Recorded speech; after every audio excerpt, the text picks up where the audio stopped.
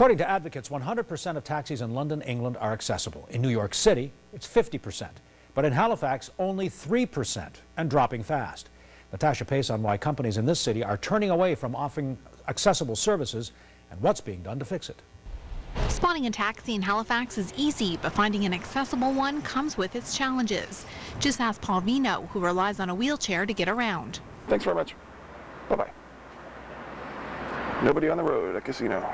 Vino often has to call around looking for a company that has an accessible cab available, something that makes everyday life a little harder. To do all of the things that everybody else would take for granted, like going to work, going on a date, planning your life, these are really difficult for someone with a disability who's unable to just transfer into a car. While there's a cap of 1,000 regular taxis in HRM, there's no cap on the number of accessible cabs that can operate. However, there are only 34 in the municipality right now. The accessible taxi is dying in Halifax because most of the drivers are switching back to a normal taxi. Saeed Hager has been driving an accessible cab for 2 years. He says it costs thousands of dollars to modify a vehicle in order to make it accessible and costs more to operate them. Because of that, Hager isn't sure how long he can continue to offer the service. If it's continue like this, in 1 year from now, you'll find no accessible taxi at all. Accessibility advocate Jerry Post would like to see all new taxi licenses be for accessible cabs.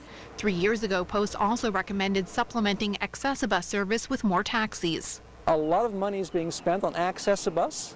Those trips per trip cost HRM about $37. The same trip by taxi is about $17.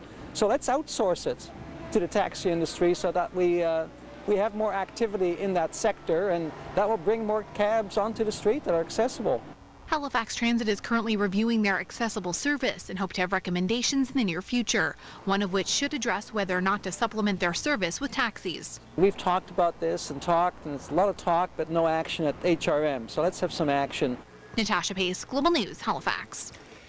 Coming up, more